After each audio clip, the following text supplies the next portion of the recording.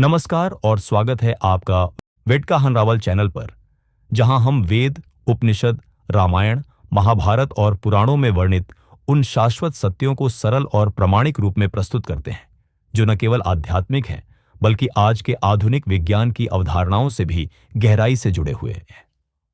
आज के इस वीडियो में हम भागवत पुराण स्कंध 10 अध्याय 13 से 14 में वर्णित उस दिव्य और पूर्णतः वास्तविक घटना पर चर्चा करेंगे, जब सृष्टि के रचयिता ब्रह्मा जी स्वयं श्री कृष्ण की वास्तविकता को समझने हेतु वृंदावन आए, क्योंकि उन्हें यह स्वीकार करना कठिन लग रहा था कि एक साधारण ग्वाल बालक ही समस्त ब्रह्मांडों का आधार हो सकता है। वृंदावन में श्री कृष्ण अपने मित्रों के साथ गायें चराते, खेलते और मां यशोदा के प्रेम में बंधे हुए एक सामान्य बालक के रूप में जीवन व्यतीत कर रहे थे, और यही उनकी सरलता ब्रह्मा जी के मन में जिज्ञासा का कारण बनी। इसी जिज्ञासा के वशीभूत होकर ब्रह्मा जी ने अपनी योग शक्ति से सभी ग्वाल बालकों और बछड़ों को एक क्षण में अदृश्य कर दिया और उन्हें समय तथा स्थान से परे एक रहस्यमय लोक में छिपा दिया। यह कार्य ब्रह्मा के लिए केवल एक क्षण का था, किंतु पृथ्वी पर पूरे 1 वर्ष का समय बीत गया, जो स्वयं इस बात का संकेत है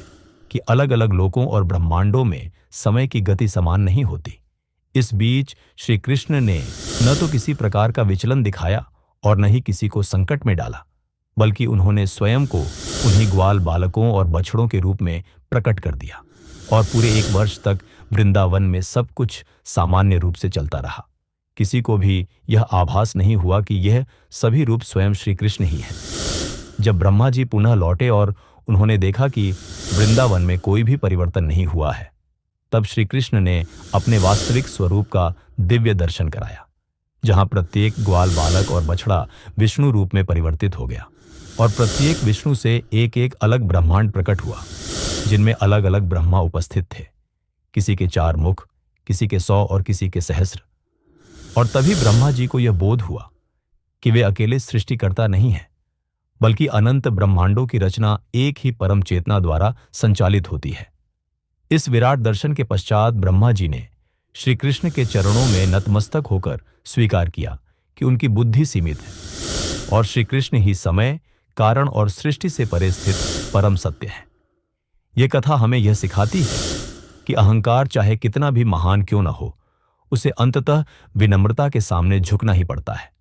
और जिस कृष्ण को हम एक बालक के रूप में देखते हैं, उसके भीतर अनंत ब्रह्मांड समाहित है। यदि आपको वेदों और पुराणों पर आधारित ऐसे ही शास्त्र सम्मत, गूढ़ और ज्ञानवर्धक विषयों में रुचि है, तो कृपया इस वीडियो को लाइक करें, इसे अधिक से अधिक लोगों के साथ शेयर करें, और ऐसे ही दिव्य ज्ञान की यात्रा के लिए वेद का हनरावल चैनल को सब्सक्राइब करना न भूलें, क्योंकि यहाँ प्रस्तुत हर कथा केवल कहानी नहीं, बल्कि सनातन सत्य का प्रतिबिंब है।